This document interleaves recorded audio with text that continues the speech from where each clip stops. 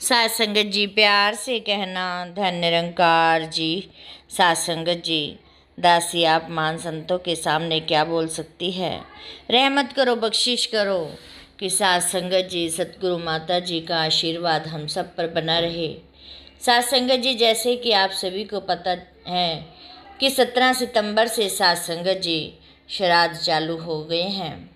और साथ संगत जी, हम सभी संगत में से बहुत सी संगत ब्राह्मण, क्षत्रिय और बहुत से धर्मों से संबंध रखते हैं।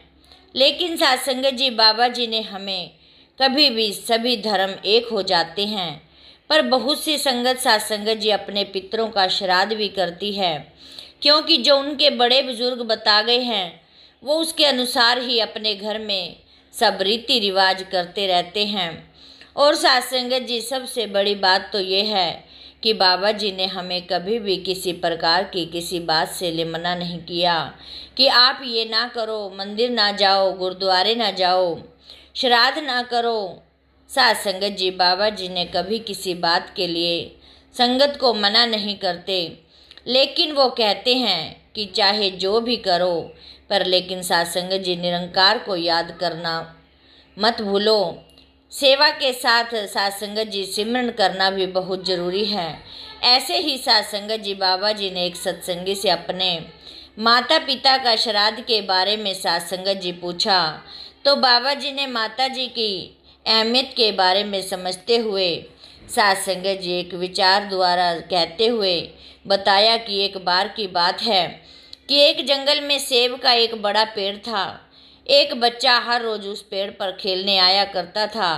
वह कभी पेड़ की डाली से लटकता, कभी फल तोड़ता, कभी उछल कूद करता।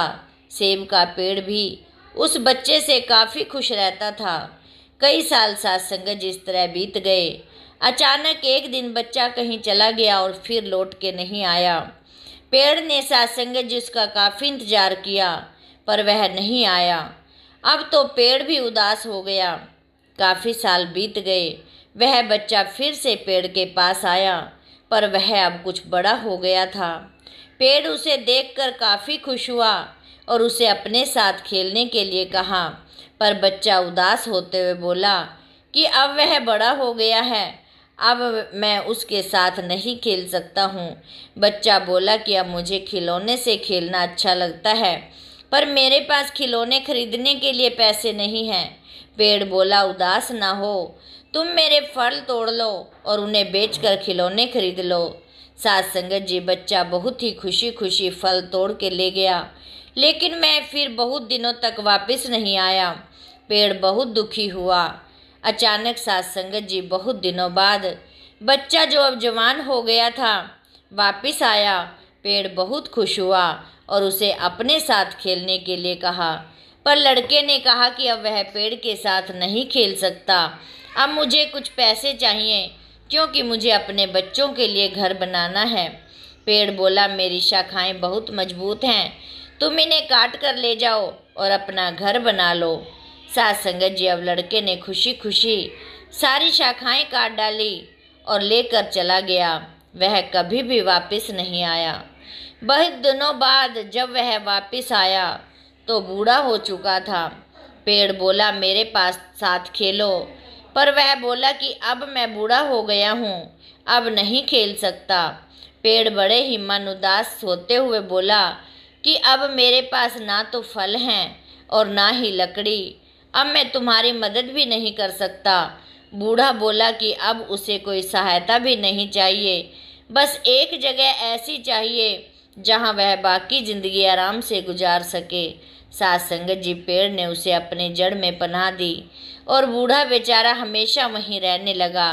साथ संगत जी, हमारी भी वही हालत है कि पेड़ की तरह हमारे माता पिता भी होते हैं। जब हम छोटे होते हैं तो उनके साथ खेल कर बड़े हो जाते हैं और बड़े होकर उन्हें छोड़कर चले जाते हैं, और तभी वापस आते हैं जब हमें कोई ज़रूरत पड़ती है। धीरे धीरे ऐसे ही जीवन बीत जाता है। हमें पेड़ रूपी माता पिता की सेवा करनी चाहिए, ना कि सिर्फ उनसे फ़ायदा लेना चाहिए। इसीलिए साथ संगत जी, सतगुरु बाबा जी ने कहा कि जीते जी अपने माता पिता का कहना मानो, उनकी जितनी हो सके सेवा करो, कभी अपने माता पिता को बोझ मत समझो, क्योंकि बचपन में माता पिताजी ने बड़ी मुसीबतों से हमें पाला होता है। फिर बड़े होकर तुम्हारा फर्ज भी, हमारा फर्ज भी बनता है कि हम भी साथ संगत जी उनका सहारा बने। जीते जी अगर उन्हें भोजन नहीं देंगे तो उनके मरने के बाद चाहे लाख श्राद्ध कर लें, हमारा कोई कुछ नहीं हो सकता। साथ संगत जी माता पिता भगवान के समान होते हैं, उन्हें कभी परेशान ना करें। अंत समय तक साथ संगत जी उनका सहारा बना रहें। साथ संगत जी दासी यही विचार में जब साथ संगत जी दासी ने यह सुनी तो दासी के भी साथ संगत जी रोंगटे खड़े हो गए। प्यारी साथ संगत जी कई बार अक्सर देख रहे हैं साथ संगत जी संसार में कि माता पिता को बाहर कर देते हैं और खुद अपना जमा बैठ जाते हैं। प्यारी साथ संगत जी दासी ने पहले भी सुना चुकी है, एक दो माता पिता जी के पर कान साथ संगत जी ये जो कही हुई बातें होती हैं साथ संगत जी, क्योंकि साथ संगत जी जब भी इनके बातें जब माता पिता की उठती हैं तो ज़रूर ही ऐसी बातें आ जाती हैं कि ये गलत हो रहा है। आज के संसार में साथ संगत जी ये गलत हो रहा है कि माता पिता को छोड़कर बच्चे नहीं पूछते। साथ संगत जी सबसे पहले हमें घर से ही शुरुआत करनी है। यदि हमारा घर में रवैया अच्छा होगा तभी हम बाहर कर सकते हैं, वरना तो प्यारी साथ संगत जी जैसे आज लोग श्राद्ध मना रहे हैं ऐसे ही साथ संगत जी पीछे से लोग लंगर कर रहे हैं, भंडारे चला रहे हैं कि आज हमारी माता जी का श्राद्ध है, आज हमारे पिताजी का श्राद्ध है। जगह जगह साथ संगत जी लंगर चलते हैं, इतने इतने पंडित आते हैं, वो खाना खाकर जाते हैं। लेकिन साथ संगत जी खाना खिलाना ठीक है, लेकिन साथ संगत जी वो कभी माता पिता जो चले गए हैं वो कभी दोबारा खाने नहीं आएंगे। वो तो प्यारी साथ संगत जी जीते जी जितना खा चुके हैं उतना ही खाएंगे। प्यारी साथ संगत जी इसीलिए यही अरदास बनती है, यही साथ संगत जी सबके आगे झोली फैला के यही अरदास है कि हमें जीते जी इंसान की सेवा करनी है। मरने के बाद तो प्यारी साथ संगत जी हमें नहीं पता कि कहते हैं कि खाना पहुंच जाता है, लेकिन साथ संगत जी हमें पक्का विश्वास नहीं, हमें पक्का पता नहीं कि खाना कौन खाता है और कहाँ चला जाता है। प्यारी साथ संगत जी हमने भी किसी से सुनी और आगे वालों ने भी सुनी। प्यारी साथ संगत जी सुनी सुनाई कहानियाँ होती हैं, लेकिन साथ संगत जी हकीकत तो यही है कि हमने जीते जी ही सेवा करनी है। वही प्यारी साथ संगत जी हमें फल मिल सकता है, उसी का फल मिलेगा। साथ संगत जी हम ये सोचें कि हमने 20 पंडित जमा दिए या साथ संगत जी 10 पंडितों को खाना खिला दिया।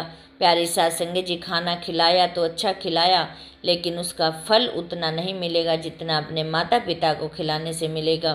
साथ संगत जी ऐसे कई बार देखते हैं कि माता पिता तो रोते रहते हैं और साथ संगत जी बाहर बच्चे अपना रवैया बहुत अच्छा कर लेते हैं, लेकिन साथ संगत जी ये गलत है। इसीलिए प्यारी साथ संगत जी ये श्राद्ध भी जो भी प्यारी साथ संगत जी मनाता है उनको भी मुबारक, और जो नहीं मनाता तो प्यारी साथ संगत जी सतगुरु के साथ शिक्षा बनी रहे। प्यारी साथ संगत जी दासी से बहुत सारी गलतियां हो गई होंगी बोलते हुए, अनजानी बच्ची समझकर साथ संगत जी दासी को क्षमा करना और साथ संगत जी दासी के साथ जुड़े रहना। साथ संगत जी प्यार से कहना, धन्य निरंकार जी।